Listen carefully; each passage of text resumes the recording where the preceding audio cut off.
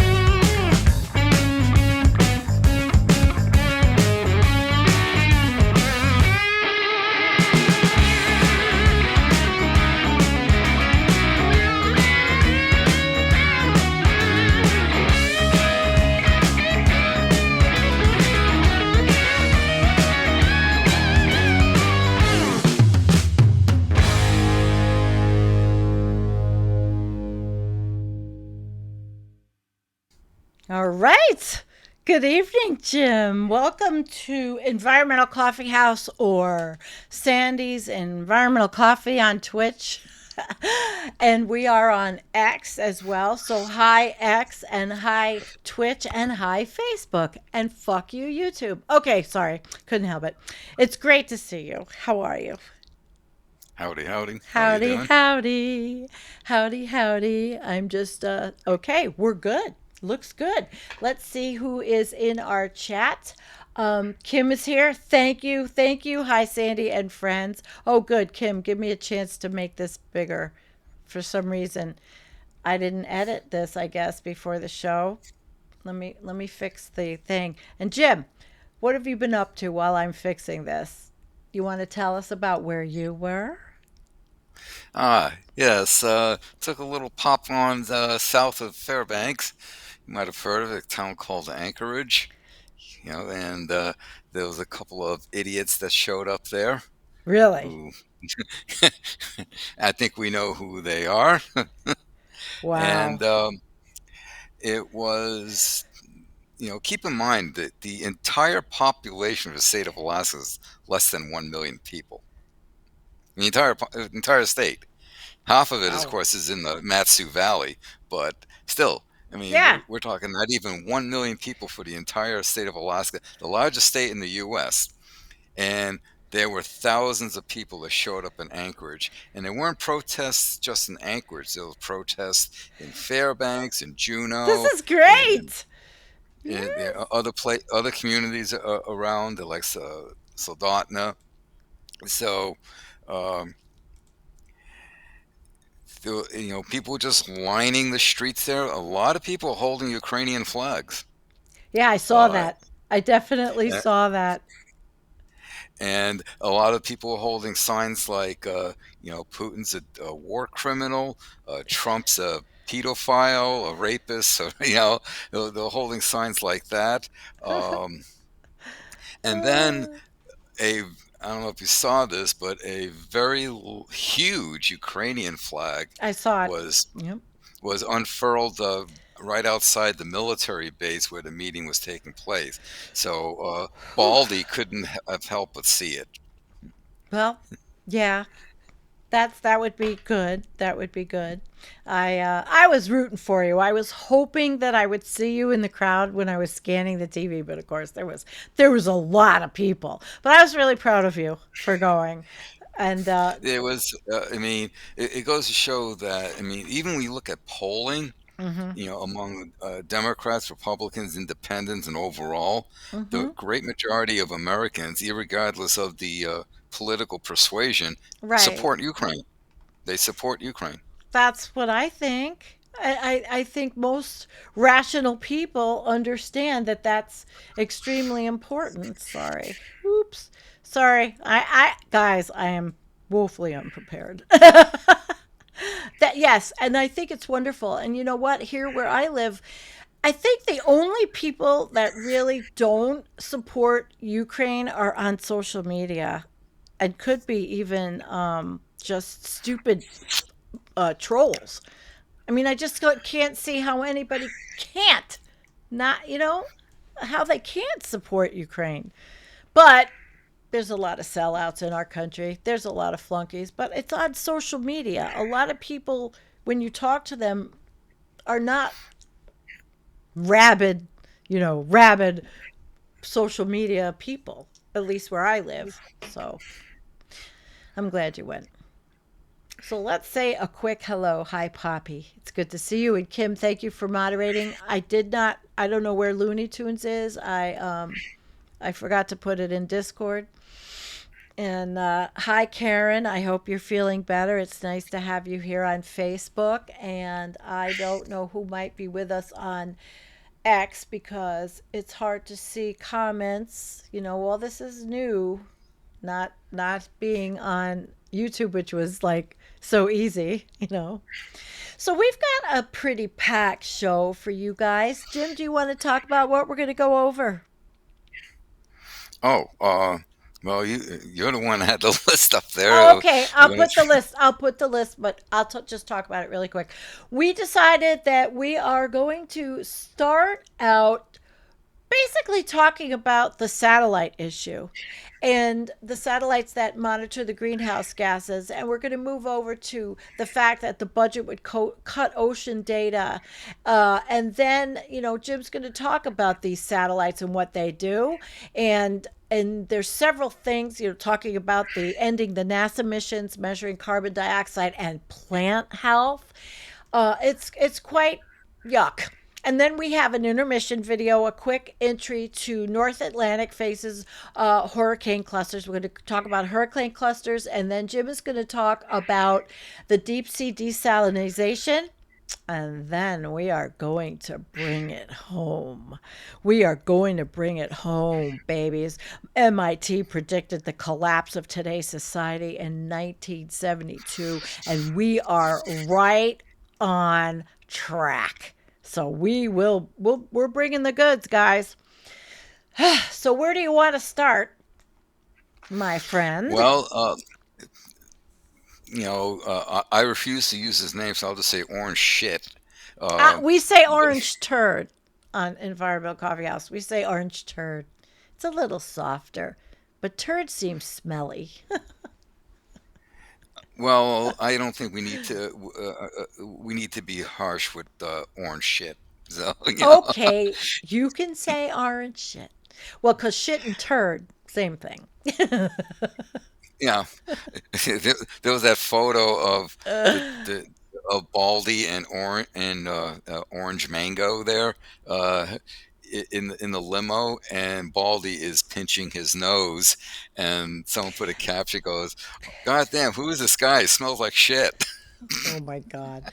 Well, there's a lot of comedians on social media. I mean, this was like the comedy fest. The whole Trump presidency, as serious and horrible as it is, it's a lot of fodder for a lot of comedians and a lot of funny people out there. But I think the making fun and all of it is a way, it's a coping mechanism because really what we're seeing is seriously life altering changes to our country. And like I showed the other night when I was with Tony, I have a pocket constitution, and pretty soon, I don't think the pocket constitution is going to mean a goddamn thing. I They've don't already know. they've already removed sections of the Constitution from the official government website. Jesus Christ. We are. And sections that dealt specifically with emoluments and oh, what the hell is the it was like it was a couple sections from Article 1. I think it was like sections 8, 9, and 10. Uh huh. But yeah, they just remove stuff from the Constitution off the website, and say, "Oh, it was a glitch there." Yeah, BS. But yeah, it was just the thing is though. And by the way, that was an excellent discussion that you and Tony had the other Thank day. you. He's amazing, isn't he? I didn't But have to say anything. He carries the whole show. He's great. I'm just going to be blunt and say it right now that democracy is dead in the U.S. There is no more democracy. We are now in a fascist dictatorship. I'm just Yes. going to be honest because when you look at the 14 telltale signs that the country one resides in is fascist, all 14 are in play here in the U.S. And now you have, you know, Orange Mussolini there, wanting to get rid of mail-in ballots, get rid of electronic voting machines, looking to run for a third term. He has no intention of leaving the presidency. No. The only way he's leaving the presidency is in a box. He showed the It's the, European contingency, the stupid showcase with 2028 merch. We live yeah, in the most classless. This is the most. They are trash, classless people. and he's building this god awful tacky, $200 million ballroom lined with Yeah. fake gold, whatever. Okay, there's someone who will leave in 3.5 years will have the intent. Will they actually spend the time to build that? No. No. Someone will only build such a structure if they have no intention of leaving. Or what is going to be underneath it? We already know underneath the White House are all of the situation rooms and the bomb proof things. What's going to be underneath this? I mean, he's dismantling everything for climate.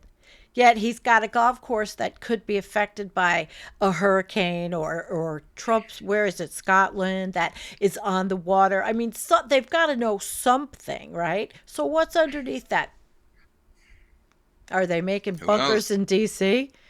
Is that why they're clearing out all they're clearing out the where are all those people going in DC? All the Yeah. homeless. Where are they going? Oh, they'll probably be, swept up, sent to a concentration camp. And, Are they all oh, by the built? They want to build 1,000 detention centers or whatever they they want to call it. This is so they want to fucked up. build they want to build one right here in Fairbanks. Wow. You're kidding. And No, I'm they not. and they're We do you we go to the we board have meetings? we have ice. We have ice running around in Fairbanks, Yeah, they're here too. in Alaska, taking people off the street already. It happened to a Thai woman the other day, Oh wow. and Jesus and Christ. they want to build facilities just like in Florida there. Well, if Hmm. it's just canvas tents and a bunch of cages there, not heated, people are going to freeze to death in come wintertime. Wow, we have really taken a walk circle in the drain. Circle in the We're drain. going we're doing exactly the same crap that happened in Germany in the 1930s. Poppy's funny. She says send them to Siberia. I mean Alaska. Poppy. Oh my gosh. I know, But Jim. it's for my father fought in World War II. Hmm. His brother, my uncle, was killed on Normandy. Oh no. They fought, Wow, you they have. fought against fascism, and they fought against the very thing that this asshole has turned the country into. Yep.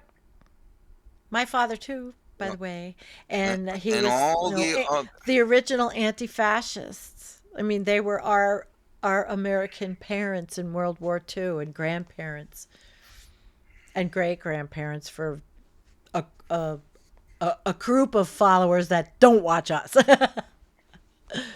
I mean, Oh, it's like my dad died 6 years ago, and in some ways, I'm glad he's not around to see this shit I hear you. I hear you. because that would kill him. He That's tough. he get a little PO there and pop a vessel. Oh my God. I think that that's a sentiment I've seen. all over, reading different venues, that if my parent, grandparent, whatever was alive to see this, it would be awful.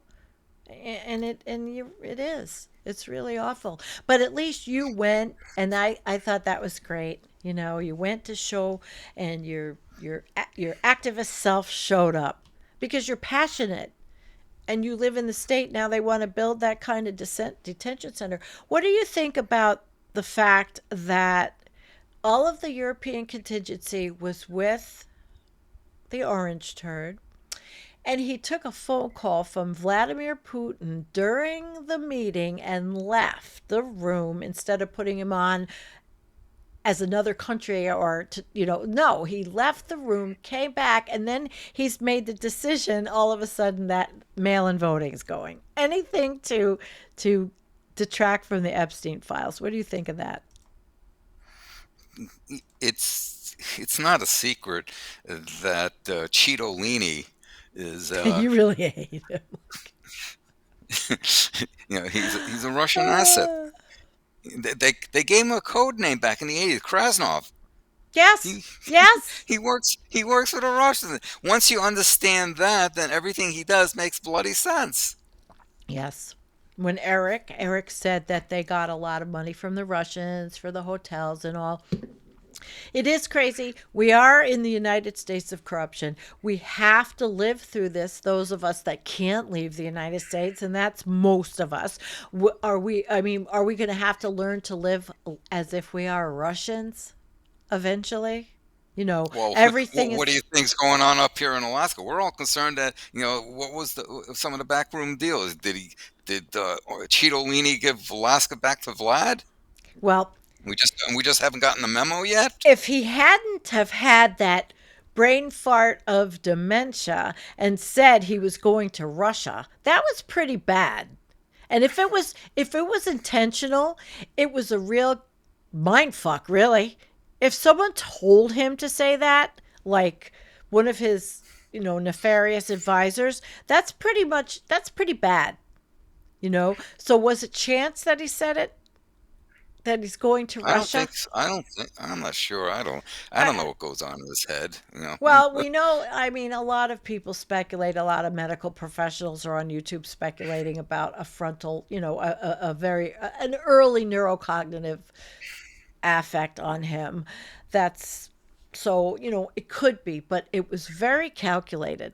And he said it twice. I'm going to Russia. He said it twice. Unless he Yeah, I meant know. to say, I'm going to meet the Russian president, which he could, it could have been. We could speculate all night, right? It's just that it's everything seems so calculated and cold and set up, and he's so monotone. He's very monotone, and I know the people behind him, they're, a lot of people want to say, well, they're clueless or stupid. They're not. They're shifty and sneaky. And he's got this Project 2025, which Antonio and I, we're talking about a little bit. We've got to fight back. You know that there's 500,000 people are out in Israel fighting back against their government because of Gaza. 500,000. That's what was shown, but not on our mainstream media. Nope. Half a Well, the million. corporate media is complicit in all of this. But you have the choice is very straightforward. You submit or you fight. Yeah, I sure as hell ain't submitting. I know. I just don't leave the house. I do, but I understand, and it's not true because I do leave the house. Um, it's just But yeah, it's just everything that's happening. It just seems, because you and I are older, and so to see this unfold, can you imagine being 20 years old and really never knowing any different, and going to high school when Trump was president the first time? That's scary, because the young people that are falling into MAGA or falling into the ICE idea, they're already indoctrinated. They're Trump youth. They're MAGA youth. So it is well, it is well very look at we disconcerting. You have a whole generation of Russian people who, Baldy's been the only president of that country their entire lives. Yeah, exactly. And Trump would like to see the same thing here. Hmm. Yeah. Well, Keep hoping for those actuarial tables to kick in. yeah, right.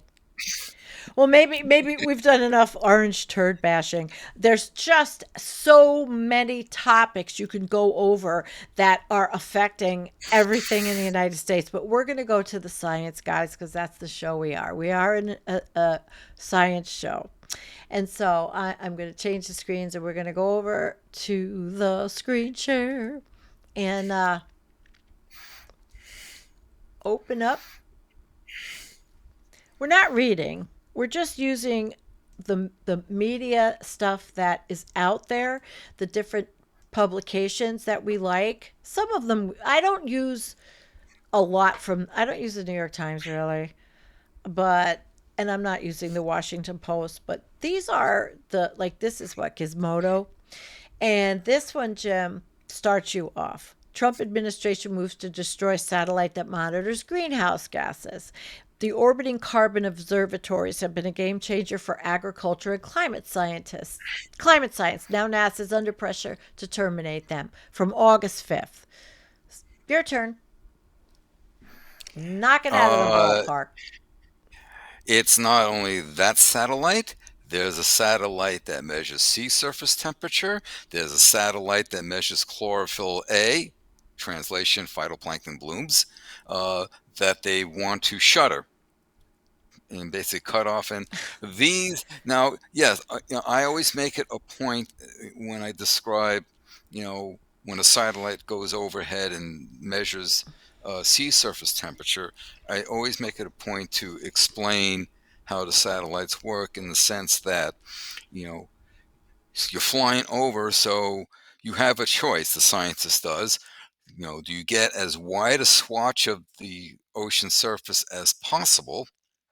And if you choose that, the penetration isn't as great as if you narrow the beam. In other words, you tighten the aperture on the satellite, where you can then take measurements that penetrate further down into the water column. So it's a trade-off. So I always make caution the listener that you have to take this into account. Most researchers go for the former. You get as wide as possible because you get more bang for the bucks. You can see you can measure a greater width of the ocean and get a better sense of the sea surface temperature.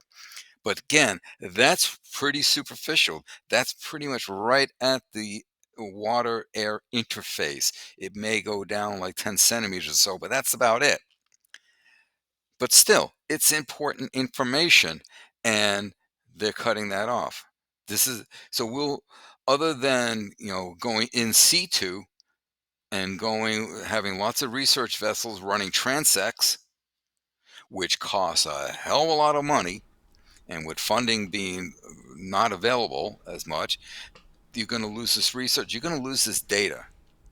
It's just like we've already lost the data with the collaboration with the Russian scientists of what's going I on in the know. Arctic Ocean. I know. You How know, many so years now? so we're going to lose that. We're also losing the data from the chlorophyll A, which tells us what's going on, what the phytoplankton is doing, with their blooms and so forth.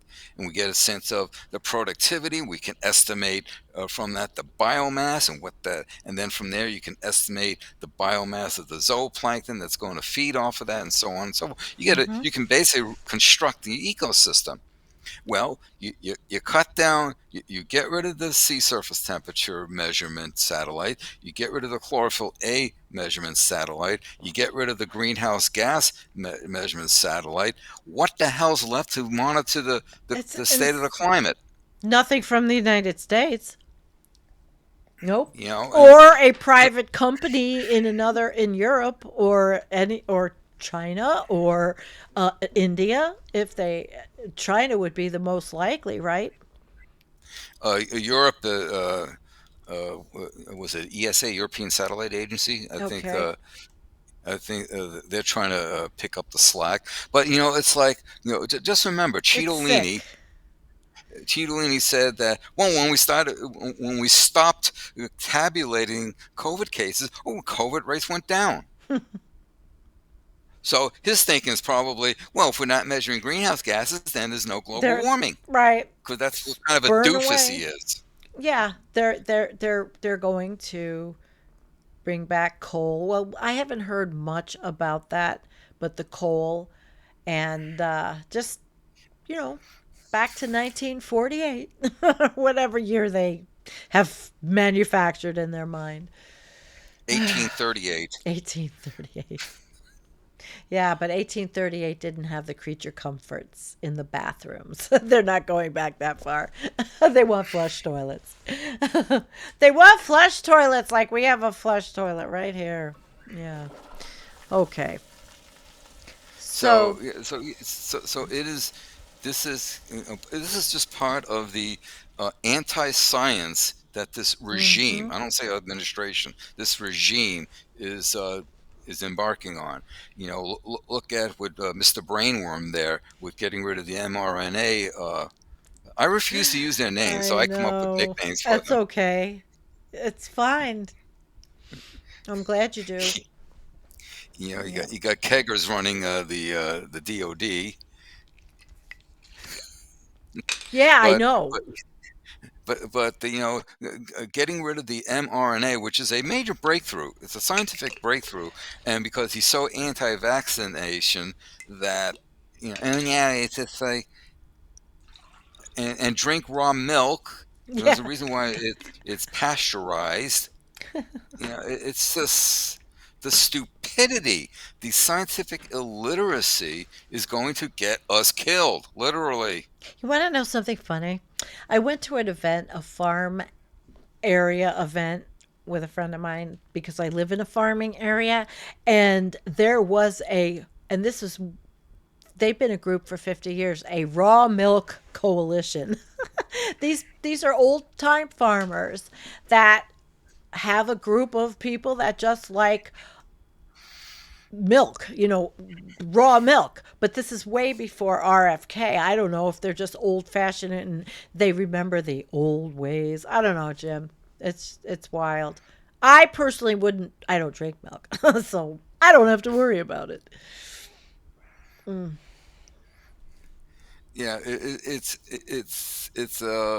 appalling that while the rest of the world, at least the Western world, are progressing, they're developing the science and doing research, medical research, Yeah, climate research, and so on. We are regressing so far back that we'll just be a third world country with nukes. sad. A third world country with no homeless people because they're hiding them or getting rid of them. I don't know. It's pretty scary. Not to help people. A lot of people that are out on the street are veterans. They treat veterans like Yeah, shit, like total garbage. Anybody that would join the military now, they're that group I was talking about. They're very young. They know no different. They're very easily led into this to be the youth of this ice. Trump budget would cut ocean data and leave boaters, anglers, and forecasters scrambling for info. Now this one is talking about monitoring system tracks all things ocean, right up your area. yeah. I mean, it's like I just said. If we don't collect the data, we're not going to know what the hell's going on in the ocean. Right. I saw I saw a bunch of quick little articles today just before we came on Mm-hmm. about how the Pacific Ocean is acidifying all the way down to the bottom, 3 miles down. Wow. Now, now Wow. acidification at deeper depths is expected because But of the that biological far. pump bringing carbon down to depth. Okay. But again, it's the rate, it's the amount of acidification, and so you have that. I saw something, else showing, we got marine heat waves galore. I've got a video on that coming out soon. I mean, Good. there's. I'm going to kind of take a little divergence here. There was a fascinating study that I saw, and I prepared a deep dive video, and I got to edit it. But Okay. it was looking at marine heat waves in the Southwest Indian Ocean, All right. and what I loved about this research, it shows and demonstrates very clearly, very excellently, the role of mesoscale eddies in pumping heat down to depths. I was reading an article on mesoscale eddies last week to bone up on this. Yes. The mesoscale eddy. Tell everybody what it does.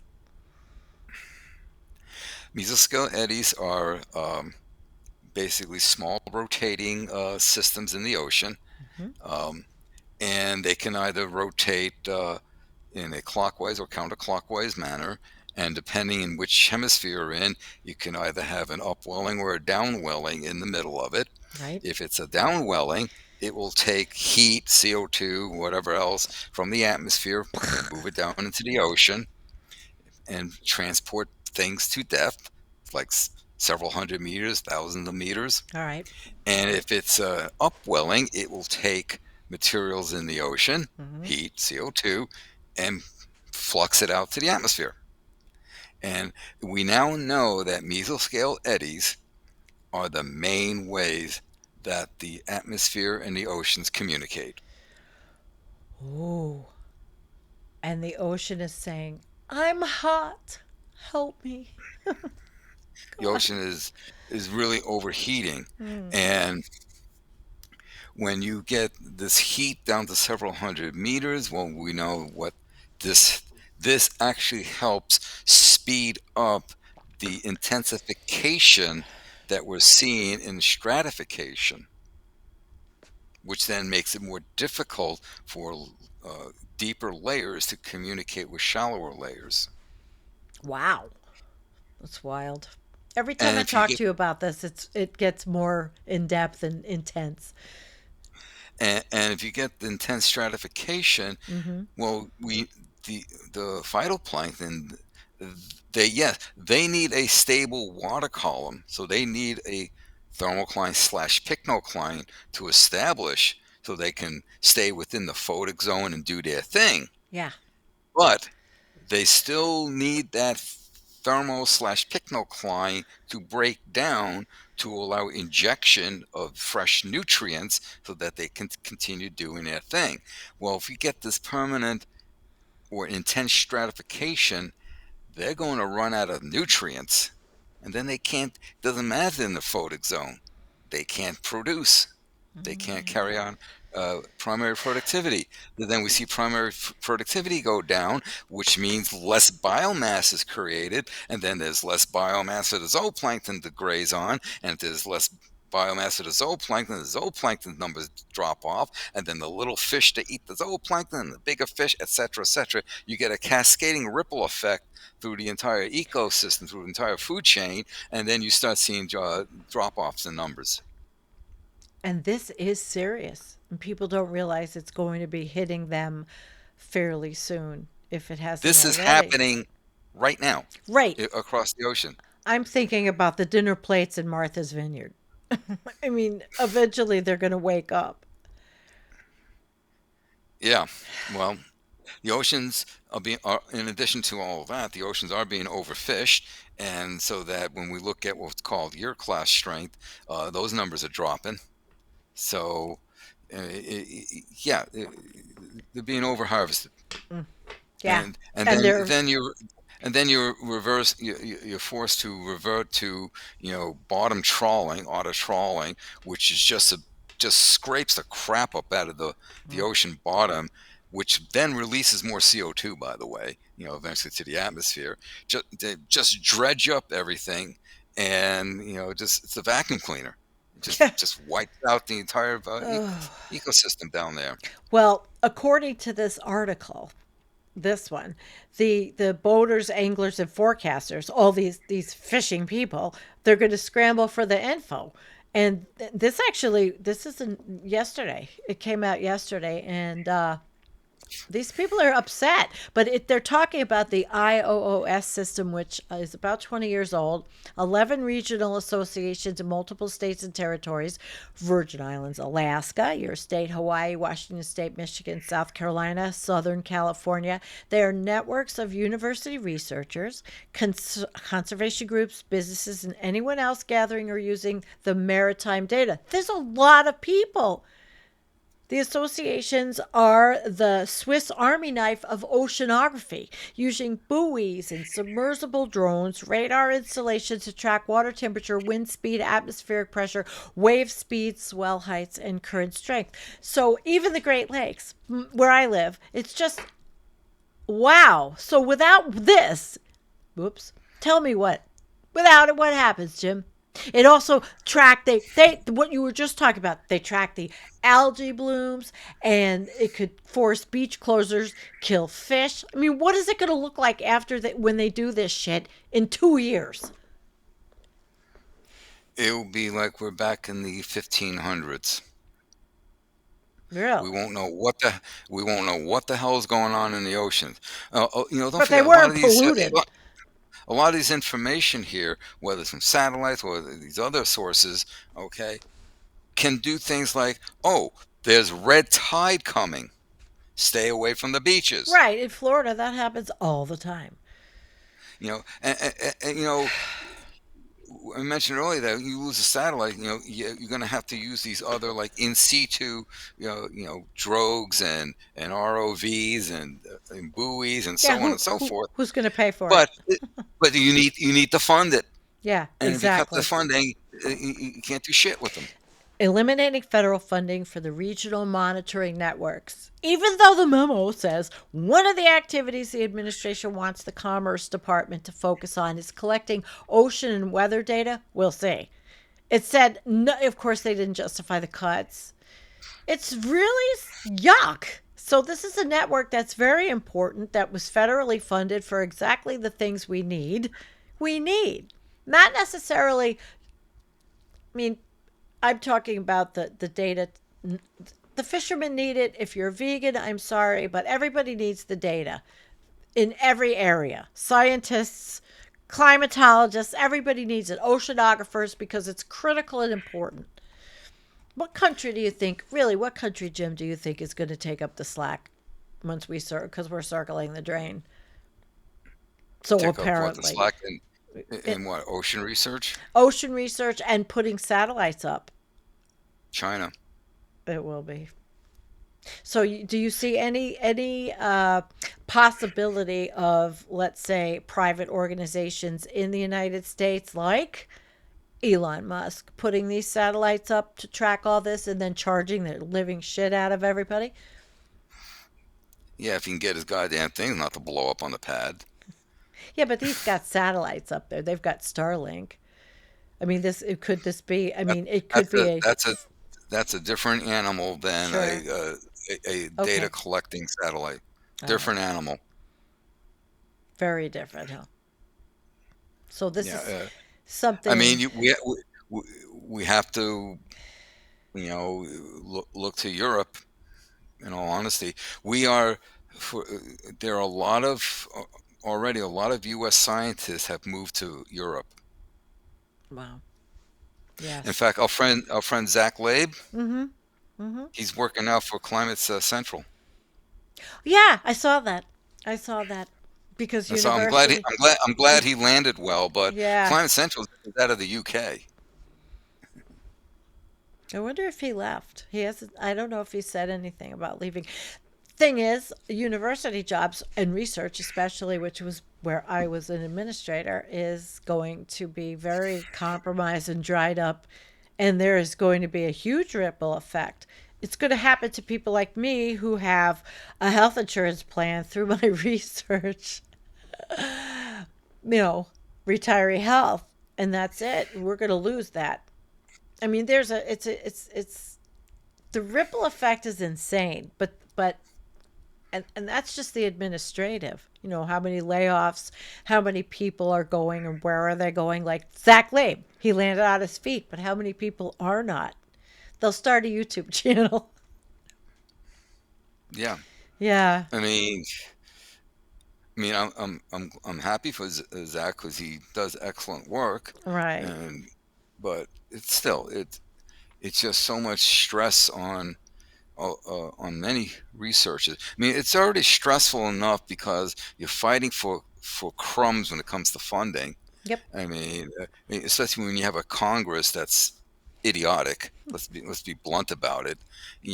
Why do we only research that? That kind of stuff. So they're already making very little funding available. So we're fighting for that. I mean, you spend more time writing proposals than you do actually doing science. Well, there won't be any science. We'll have Marjorie Taylor Greene. She'll run the NIH next. When You know, they should can RFK for some reason. I wanted to go really quickly about the fact that with these satellites, the maritime community and military also. So what's going to happen now if cruise ships, freighters, tanker pilots, and the U.S. Navy and Coast Guard they use the information directly to navigate harbor safely? And I just heard there was an accident again in Maryland, and I didn't get to look into it, but they use the information directly to navigate. So what's going to happen? They these also feed into the National Weather Service. It's just privatization, I suppose, and other countries, but not for our military. there are some things that privatization should never get their hands on. No, I agree with you. Like ICE detention centers in Florida, Alligator, Alcatraz, right? I mean, it all folds in. There's everything every day, and everything is one worse thing than another. And they want to wear us down. They want to wear us down. Here, I'm going to give us a little comedic break for a second. Although oh, it's on the other screen. Hang on. Just read this. Give in to me. Welcome, friends. Whoop. Didn't mean for that to happen. Um, no, I didn't. I really didn't. I want to put up this picture. Where is it? Okay, here it is. Here it is. So, are you looking to reduce your carbon footprint? Here's a few ways we can all chip in to help. Switch off the lights, take the stairs, overthrow our corporate overlords who are destroying the planet, and then keep room temperature moderate. Jim, Oh, I like the little moderate. guillotine there. Yeah, right. That's cute. Moderate. Moderate like wait, where is it? Like moderate's different there where you live than moderate is different where I am. What is moderate? Okay, there was our little comedic break. I only had one. Only one. So we're back to this article, and of course we're not just reading them, but I'm going to move over to the next one, which was the Los Angeles Times, because a lot of mainstream, well, the second tier mainstream, but Los Angeles Times is actually, I guess it's first tier mainstream, but I liked it. Trump wants NASA to burn a critical satellite to cinders, killing research into climate change. Same thing, what you were talking about. See, just a picture in a different angle. Yep, it's just destroy more science, destroy, and even if they don't like allow it to burn up in the atmosphere, they'll just defund it, which means eventually the orbit will decay and burn up in the atmosphere. Yeah, it's it's just more of the same, more of uh, the the war against science, I know. against intellectual curiosity. It is. It's I just don't know what the end of it's going to be. So these people were talking about the data are of exceptionally high quality. NASA stated in 2023, right? It's the flagship mission for spaceborne measurements of greenhouse gas. So that's why the Trump administration is shutting it down. It gets worse. The White House has given NASA instructions to destroy the spacecraft by plunging it into a fiery demise in the atmosphere. I mean, how fucked is all this? It's like really fucked. Sorry guys, but it's what other word can you use? That this is amazing stuff. We paid. Okay, you want to talk about taxpayer dollars, Jim? How many taxpayer dollars went into developing all of this? And now it's just being shit canned, literally. That's the first flush, the second flush of the Well, day. here's the other thing to think about. Yeah. How much does this cost when compared to the budget that the Pentagon alone has? This is literally Nothing. tenths of a penny on the dollar. Yep. You're right. You're right because they've got a huge it's our military and it's ICE. Military and ICE. It's Yeah, it's like sickening. And then everybody else, fuck you. exactly, Fuck exactly. you. We got to pay for that. That $4 trillion tax cut for those wealthy bastards But who is who going to don't want to bloody pay? need it. Listen, who's going to want to pay federal taxes anymore? Think about it. Corporations are getting sick about it because of tariffs. Then they want to pay federal taxes? Who wants to pay for this shit?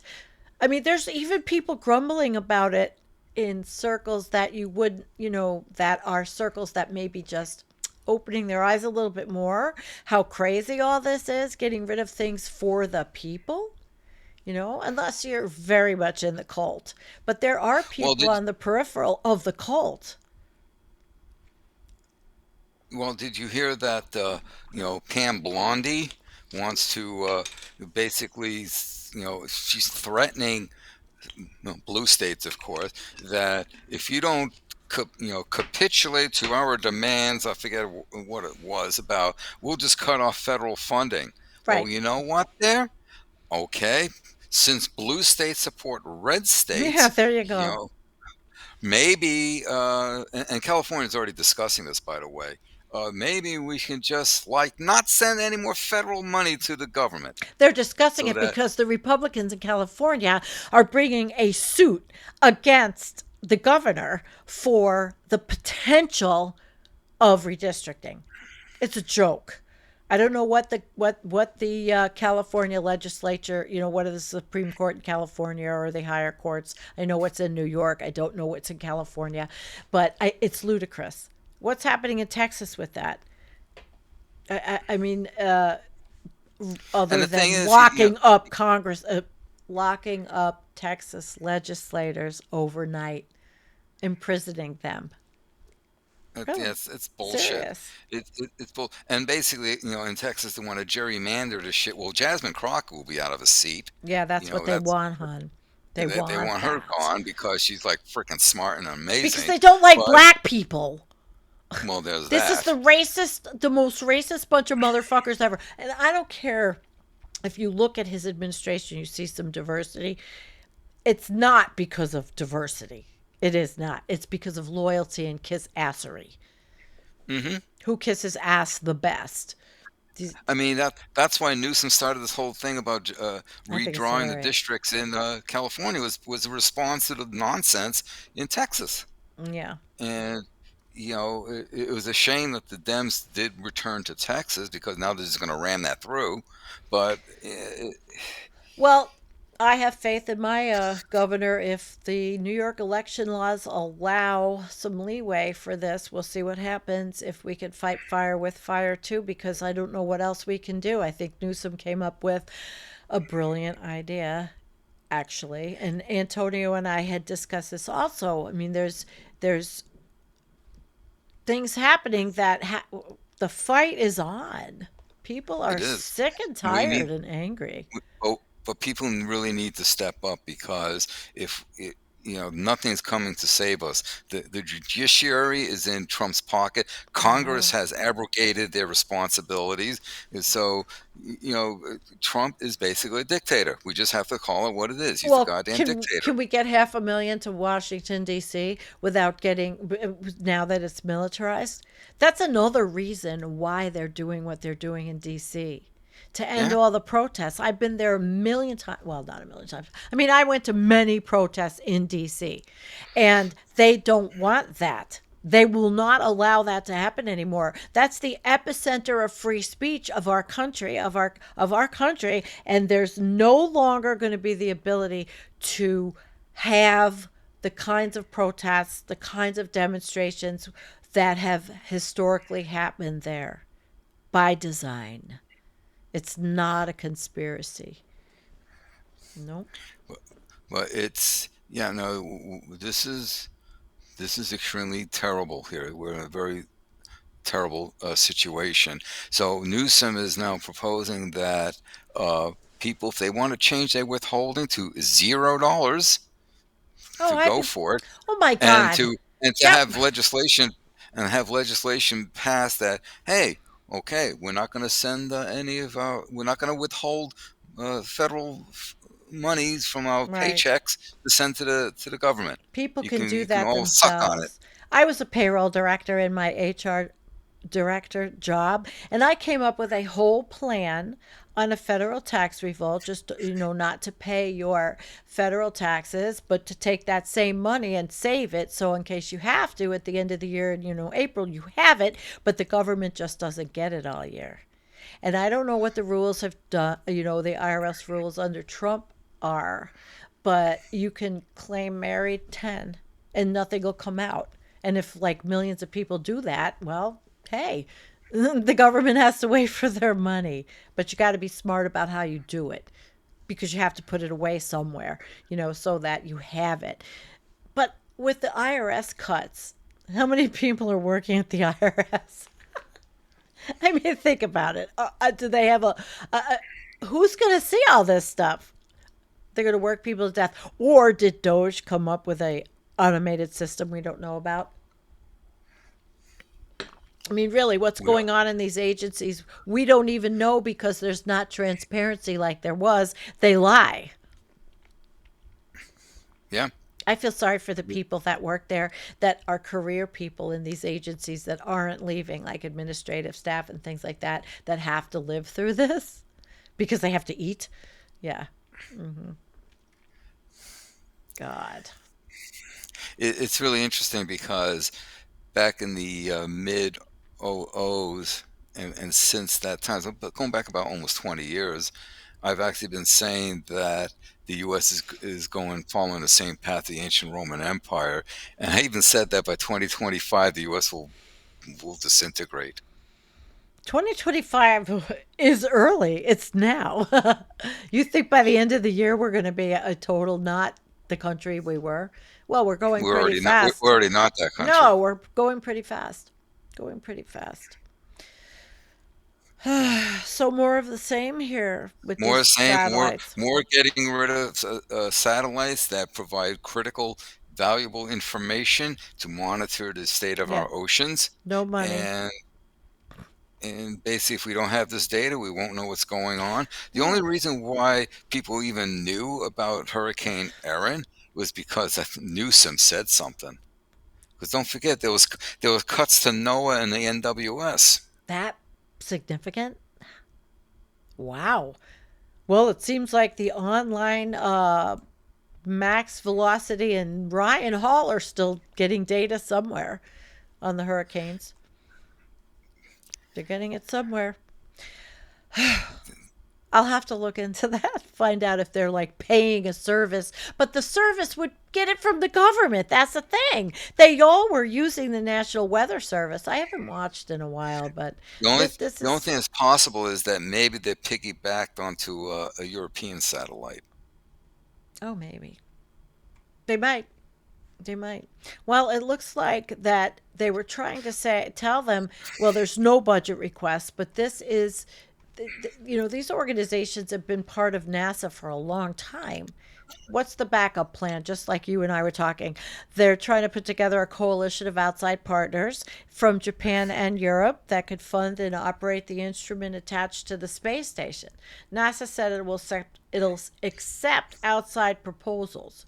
So people are trying. The free flying satellite, though, is at risk of being brought down. Well, we read that would be probably blown up, brought down, whatever they want to do. So NASA employees were making plans to end the missions. Now, this one was August 7th. So it's all new. I mean, this is all happening. But of course, in the mainstream media, nobody's talking about this stuff. Not really. And I want to see the Epstein files. I want to keep on his ass about Epstein. But these things are important, and that's why on my shows, when I do them myself, I talk about the EPA so much. All right, do we want to watch a video, a little video that I put together? What do you think, Jim? Should we play it or just go right on? What do you guys think? You want to watch a little 3.5-minute video out there? It just goes into the next subject, the hurricanes. Let's see. Come on, chat. We have to hurry up. Oh, roll the film. Oh, Looney says, hi, Looney. roll the film. Okay. Looney, by the way, I forgot to go to Discord. I am so sorry because I usually do. I'm usually really good at like letting him know. And I did not. I wasn't good today. I was running around my house taking care of kittens, gardens, home chores, shit like that. Okay, I'm going to move us to the other window, turn it off, and here we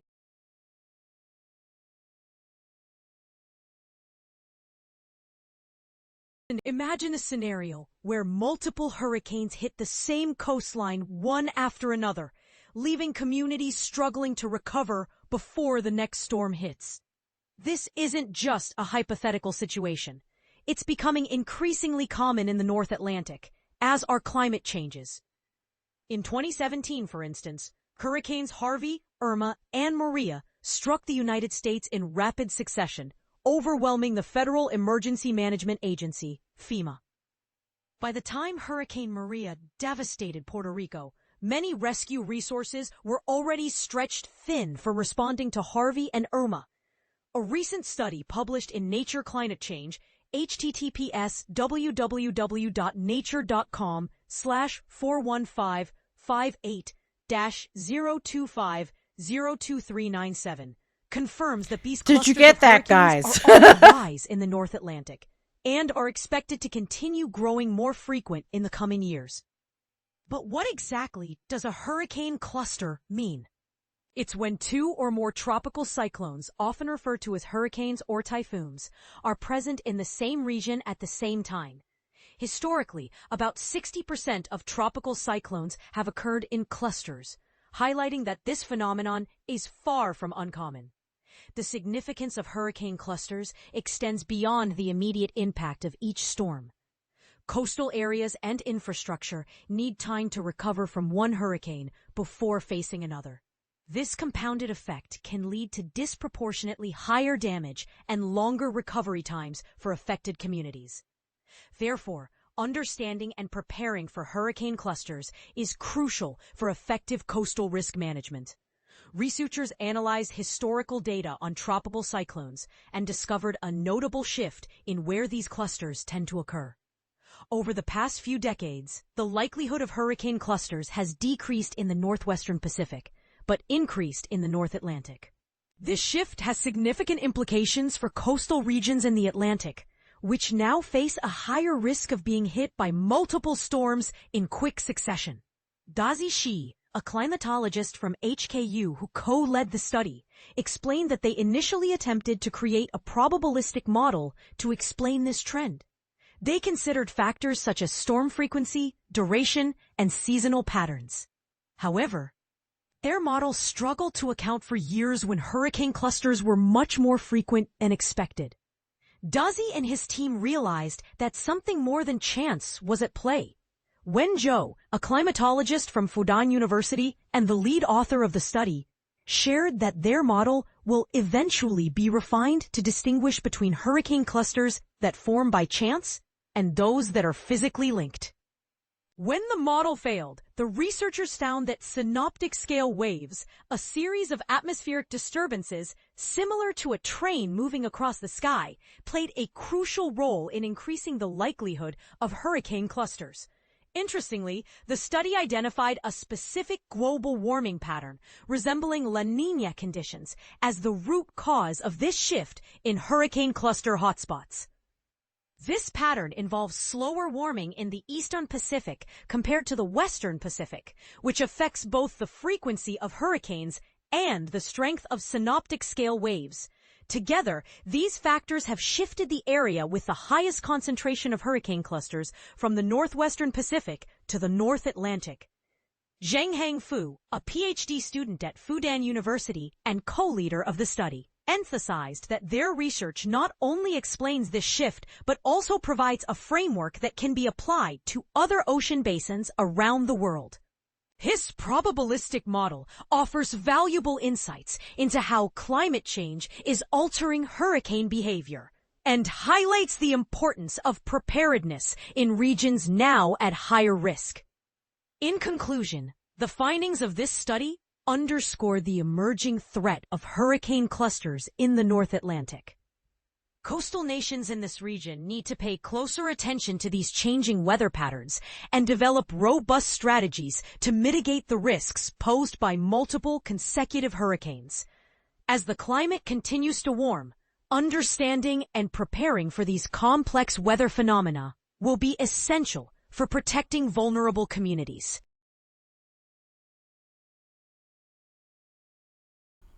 So there you go. Vulnerable communities is everywhere. Sorry, but it is.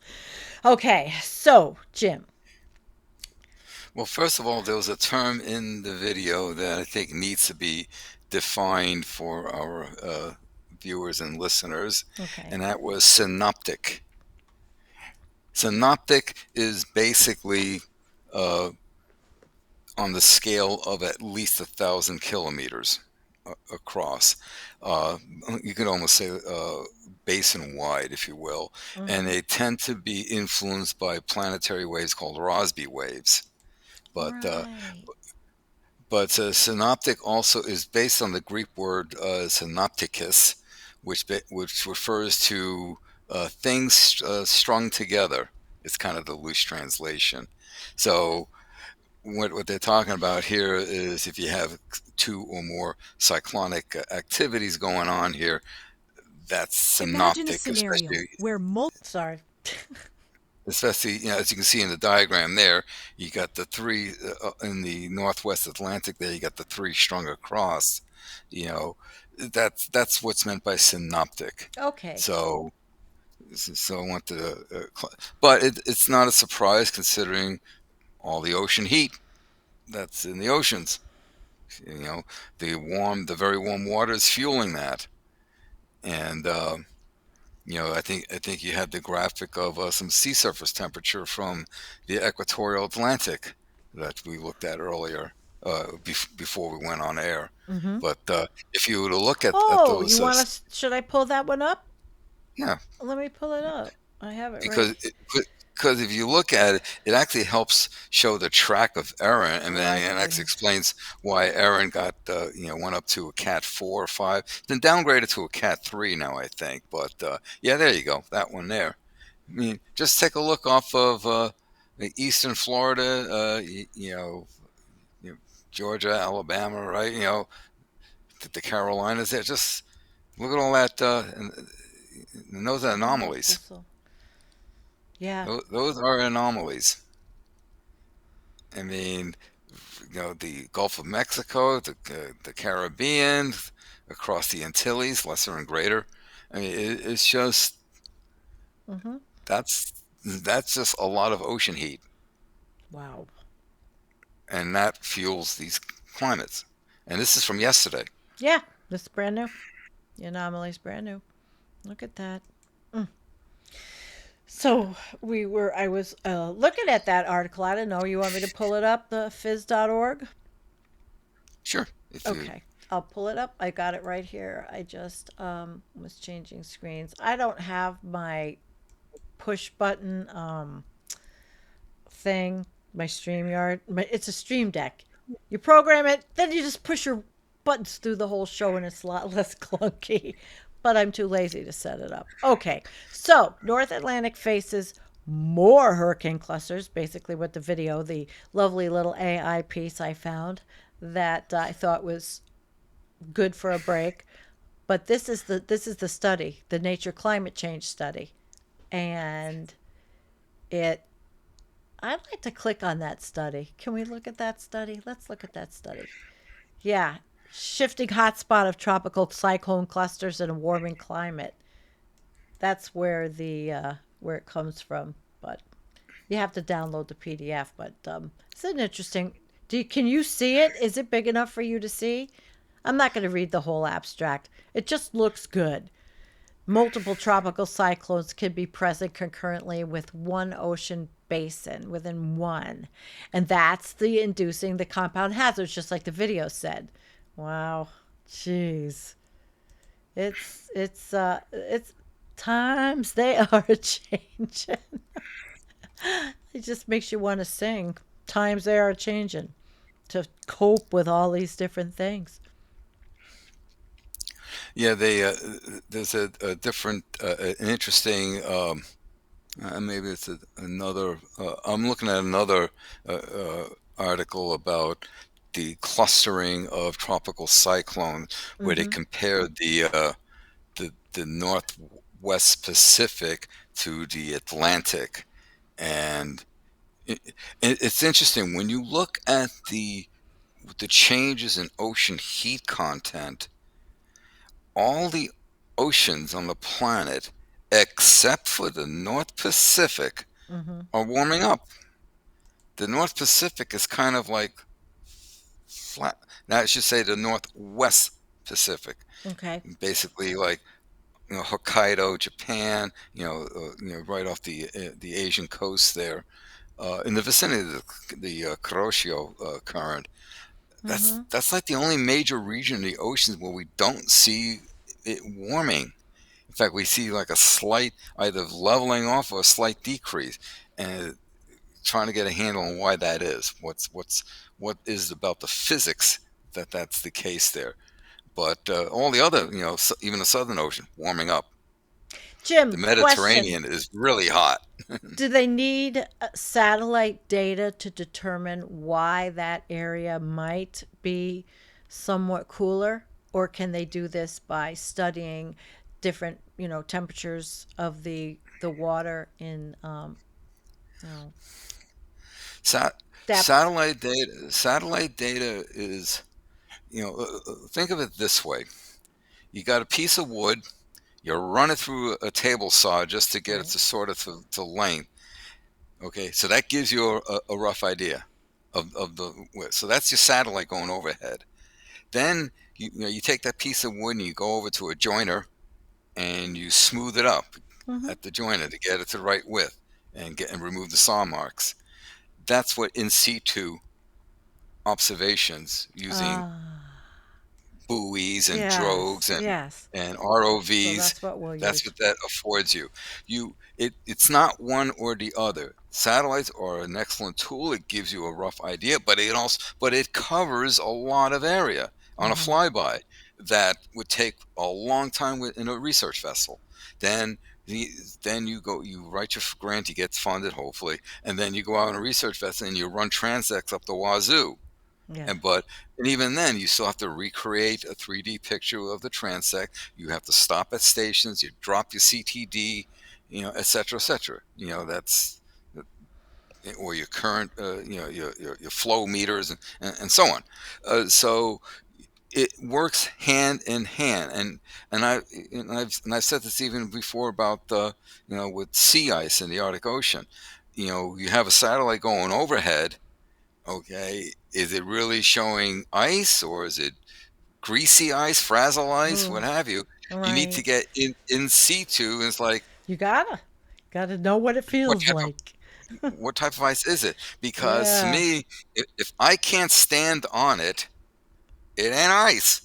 it may be greasy or frazzleized, but if I'm going to sit there and get wet, well, that's not ice. It's, You know? as Jennifer would say, permamush. Or mush. Yeah. Oh my gosh. Well, this was an interesting article, though, about the probabilistic baseline model for investigating tropical cyclone cluster events and their underlying physical mechanisms. We'll see what happens to this.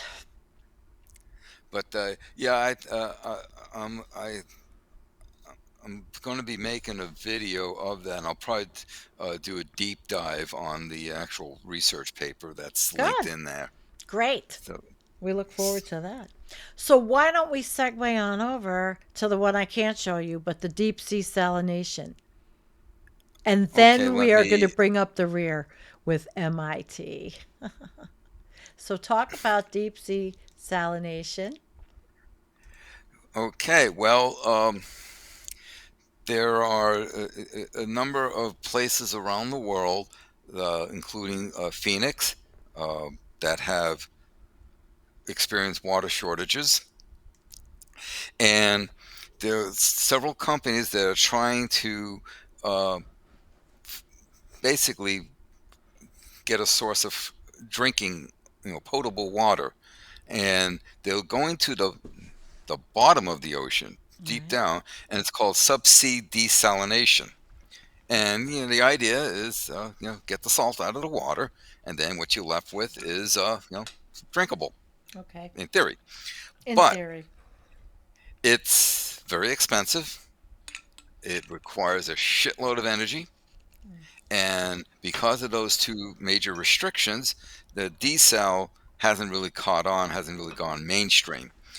Early methods, you like boil the seawater, then you condense the steam, right? Well, Mm. that's thermal, and thermal requires a lot of heat, especially when you consider the specific heat of water and then the heat of evaporation. That's a lot of energy input. Then there was another method called flash distillation, in which you use temperature and pressure to quote unquote flash the salt water to steam. Okay. So it's almost like a quick boiling method.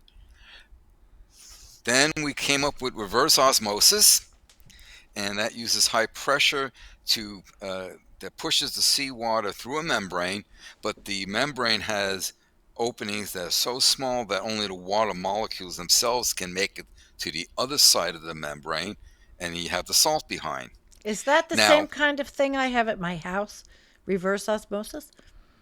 I have no idea. I don't know From what you my have at your house. I mean, but I mean, it's a where there's membrane from the well water instead of ocean seawater, and it goes through a process in a tank and comes out as just water. Well, do you have to scrape off the membrane full of salt deposits No from time to time? salt.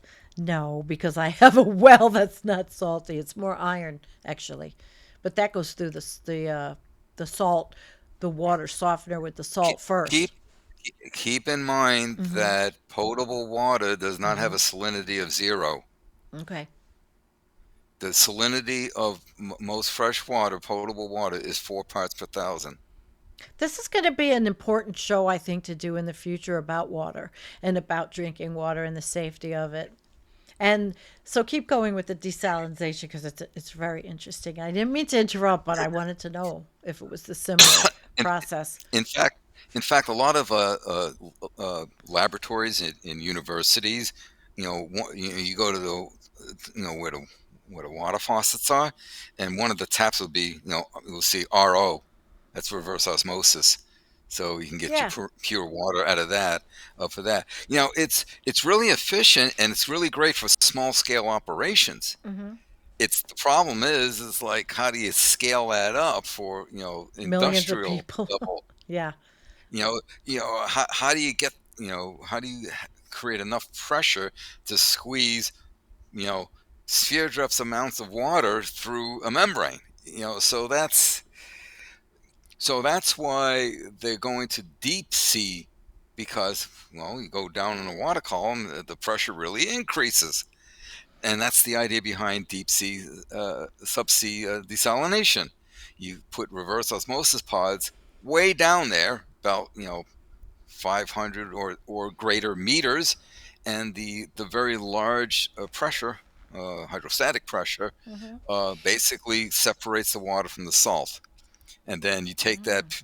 purified water and you have to pump it to shore. Well, this is where it requires some energy. Yeah. So, um, you know, there are some advantages that the seafloor, there's fewer bacteria and other microbes than you find at, say, shallower depths. Temperature and pressure tend to be little variation, so that's it helps in the process. But the major problem I have with that, or that I Mm-hmm. foresee with that, is, think of, we've talked about when sea ice forms. Mm-hmm. You have what? You have brine rejection, right? As the sea ice kicks out the brine, then the water portion then turns into ice. But what happened is you've had the same amount of salt that's present, but now you have a smaller volume of liquid water with the same amount of salt, so the salinity goes up. And that's why when you have brine rejection, that water's denser and it sinks, Mm. because you Mm-hmm. started off the same amount of salt, but you have less volume of water, so it's now you've increased the Okay. density. Well, if you have this ocean water and you're pushing, you know, to get the fresh water on one Yeah. side of the barrier and keep the salt on the other side, you have the danger of creating what's called a hypersaline situation. Lovely. That means you jack up the salinity to what very large amounts, could be even over in excess of 40 40 kilograms for a cubic meter. Yep. And this causes problems for organisms, because most organisms, especially at depth, are finely tuned to tolerating a narrow Oh. range of different salinities, and this can cause physiological problems. Unlike, say, an estuarine organisms that can handle basically from fresh water up to 28 parts per thousand of salinity. Their physiology can handle that. We actually call those organisms euryhaline versus stenohaline for the organisms that can only tolerate a narrow range of salinity values. So, So like that's every the problem I other, see. it's a problem. It's like every other form of energy or form of looking for something. We're hurting something. Some organisms, we are killing organisms or hurting organisms with everything, even with desalinization. There's a Wow. consequence to everything we do. Yeah, it really is. I mean, it sounds good in theory and like you said, on small scale, but when you just describe what happens to the organisms, it's catastrophic to them. And we It is, really can't can be. afford to destroy another whole set of organisms that are all part of a chain so that everybody can live. Wow. Wow. That's pretty heavy. So look for a video on that coming up soon. All right, that sounds really good. That's really good. Well, then I think what we're going to do is we are going to move over to MIT and pull the. I am going to pull the article up because this I thought was really good, and this is like super doomy way to end the night, totally. And both of us can talk about this. Let me. I just got to move this over. Okay. MIT predicted the collapse of today's society in 1972, and we are right on track. And it was called the World Model 3. Strikingly accurate based on modern data. So there's a new study. You did read it, right? I mean, I hope you did. But this new study is by, believe it or not, KPMG, they are a really big statistical, it's an auditing firm, right? KPMG. You know, as I was reading this and I realized the dude was from KPMG who wrote it. KPMG could have gone right into the government and done everything Doge did on the up and up with no secrecy. They are trained to do these things and go in and do audits of companies and big audits like that. I never knew why they had to have Doge. Ridiculous. KPMG could have done it. Okay. So this model by MIT researchers predicting the collapse of society in the 21st century looks worryingly to be on track. And this is a report by Vice. It was called World 3, created in the 70s using empirical data. It was published in Limits to Growth, which I think all of us here understand limits to growth. And it aimed to answer the question of what would happen if humanity keeps pursuing economic growth, no matter what the societal and environmental costs. It concluded that without drastic change, industrial society was headed for collapse. Yeah. So it's decades we've had it, decades of empirical data since then. So what do you think, Jim? Now, Let's see. That was in 1972. yeah. What year did Paul Ehrlich's population bomb come out? Oh, I don't know. Somebody look it up It, quick. Paul Ehrlich, Yeah, population I bomb. think it was. Right around I the think same it was. time. I think it was about the same time, and he warned us of overpopulation. And you know what? This, you know, our society is going to collapse. Yes, because of overpopulation. I'm going to be very blunt about it. There's just too many people on the planet. It is not sustainable. What we do not have enough resources that can be replenished to supply 8.2 billion people. Well, don't worry. It just, Trump's taking care of it. yeah, he is. Okay. So, But seriously, I mean this is basic ecology 101. You know, carrying capacity. Population biologists have looked at this, and depending on who you read and what have you, but just looking at the median value of their estimate, the carrying capacity is 100 to 600 million folks. right. 8.2 I billion know we are. is a wee bit more than that. We have overshot the overshoot, baby. Well, this. So Yeah. We're running out of land to house people, create food, and a lot of the land will soon become uninhabitable because of climate change. It gets too hot. Looking at you, the Middle East, for example. All right, You know, 1968.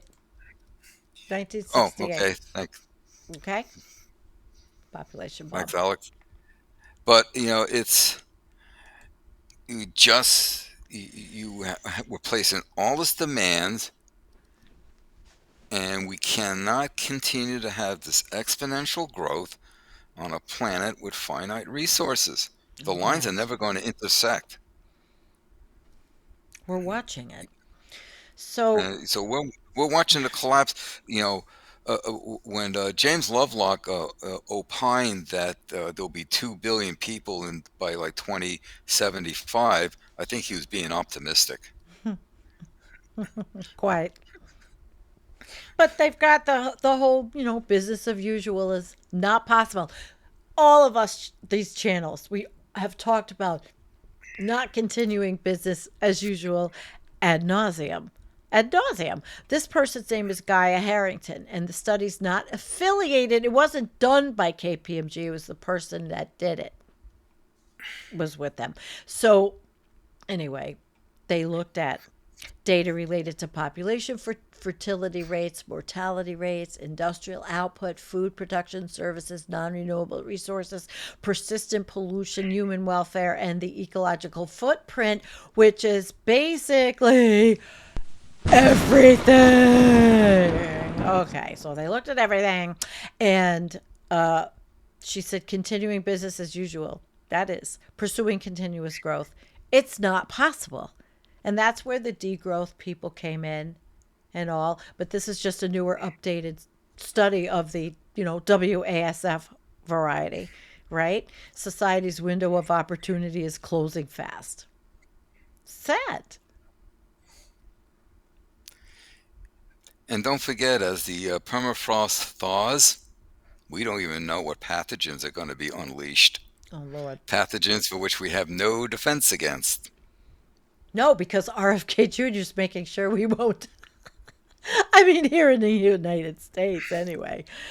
Oh, my God. Now, of I course, I what? I respectfully disagree, Karen. Uh, we Where's we Karen? simply do not have enough resources to go around. We just don't. All right, we'll The look at land that. cannot sustain. Population biologists have stated the range is 100 to 600 million Well, I do see people. I'm going to look at her. The carrying capacity can't. Blah, blah. What I want to look at is the different projects and housed, clothed, and fed and educated with a simple good life. That's the key, is a simple good life, not the tip of the scales with the resource usage that we have of the 1% and even in the West. I mean, it's good. It would take huge changes to even sustain, to sustain what we are without the overshoot. But Karen, I understand. I really do. And I still go back to the fact that we do not have enough resources for the, whether simple life or not, for the number of people on the planet now. Sorry, that's ecology, principles of ecology. We I wonder just if don't. that's why war is a built-in type of living standard for humans, for humanity. War. But Well, humans are anyway, just a violent, xenophobic tribal species to begin with, but that's another obviously, topic. yeah. But the window of opportunity is closing. But all hope is not lost, Jim. It says we have a strikingly small window in which to make the necessary changes to avoid the worst case scenario, according to the study. And it would be not doing that. They're talking about the guy that wrote, William Gibson, the godfather of the cyberpunk genre, predicted a future in which society slowly and knowingly ground its way towards a societal collapse brought on by climate change, pandemics, and other factors.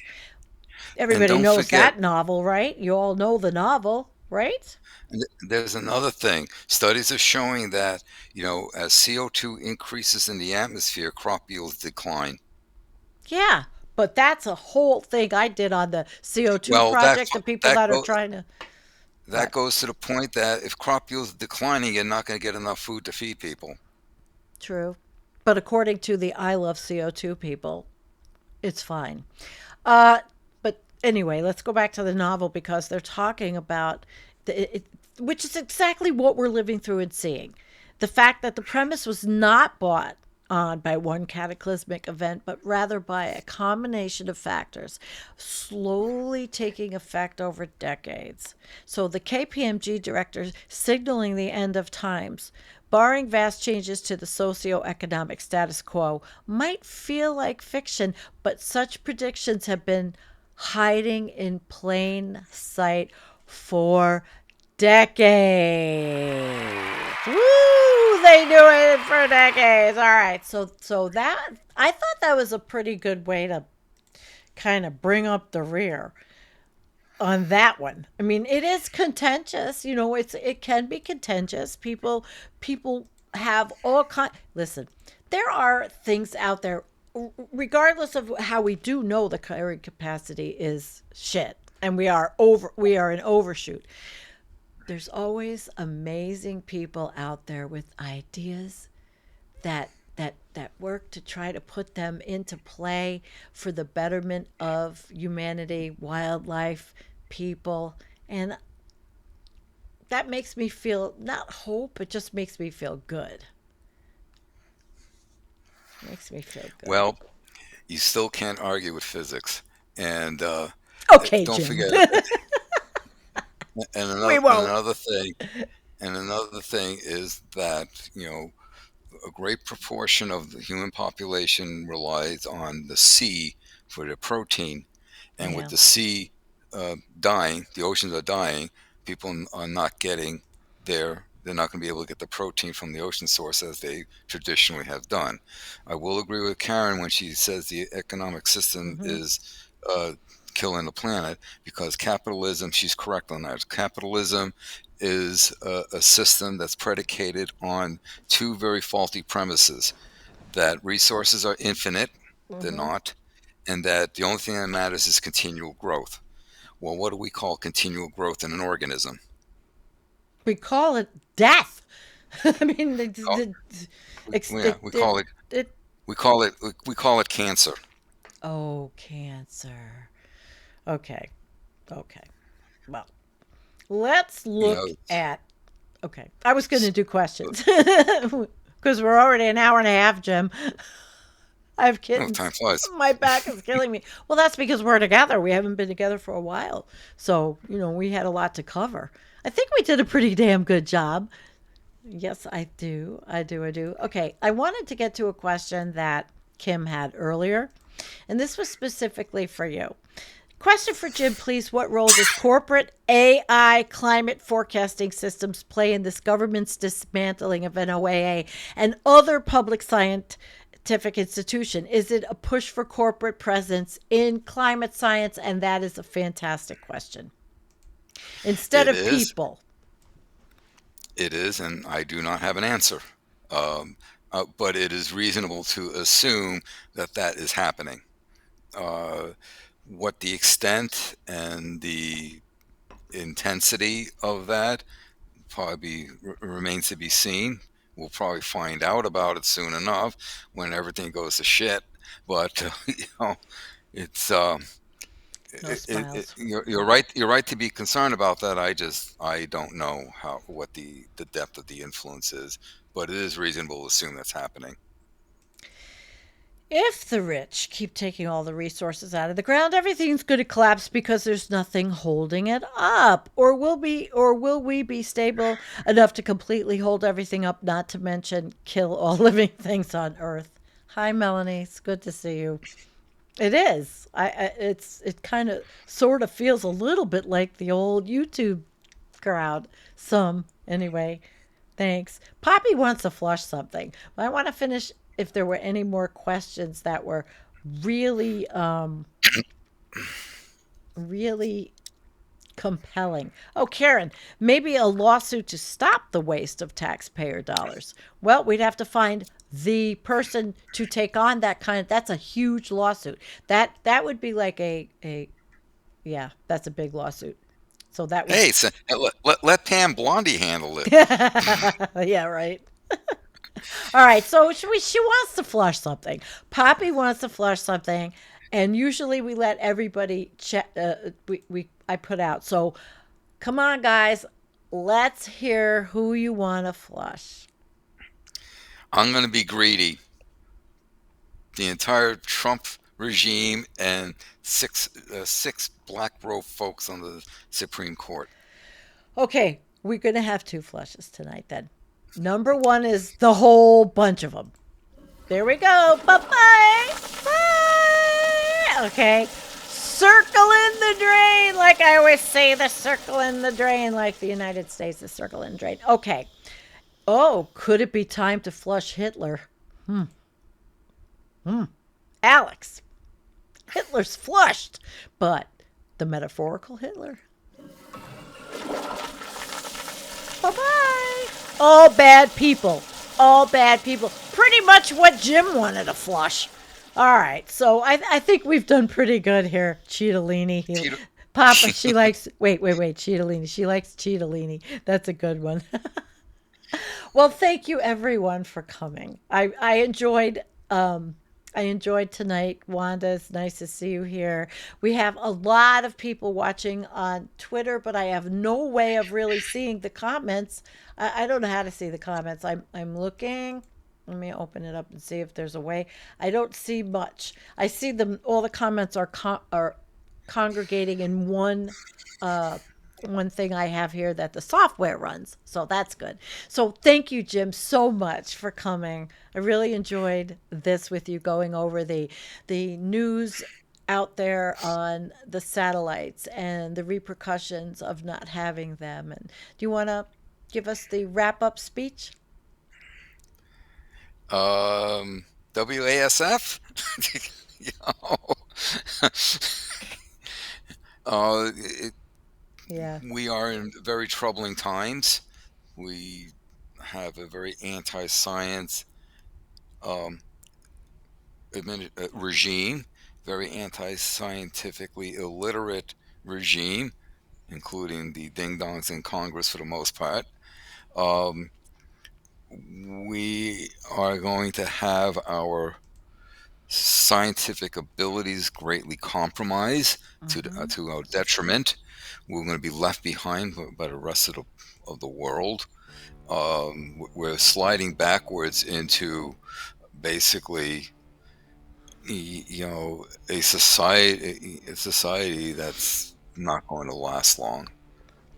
It's very But sad. And it's all there. That's the thing. And you can be in denial, and these people can be in denial all they want. They're not stopping it. And then things that were in place, like Tony said in his last show, the Inflation Reduction Act, the things that were going, the Green New Deal that were going to give people jobs that might have slowed things down or at least changed the type of destruction. The Jevons paradox too. I always say I miss Jevons paradox because I like the electronic stuff, and of course you get it, and you're just going to use more energy. Although I don't think I do, but anyway. Thank you everyone for coming.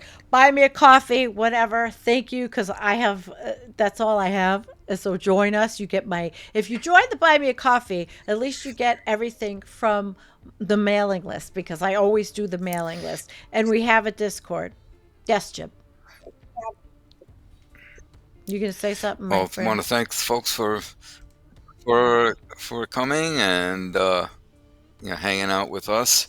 It's been a while, so it's good to be back on ECH, but we're still going to fight to get Sandy back on YouTube. Well, we're trying. We're trying. We'll see. It took Kevin from Black Bear News 8 months, but he got his channel back. So it's just keeping the pressure on. But I don't think he was, they didn't take him Yep. off for they didn't have this kind of AI hallucination then that I'm fighting. But all right, guys, we are good to go, and we love you, and thank you for following us. I hope more people will start to follow us here, there, and everywhere. I want to try to figure out how to multi-stream to over to Substack too. So why not? All right, Jim. Nighty night.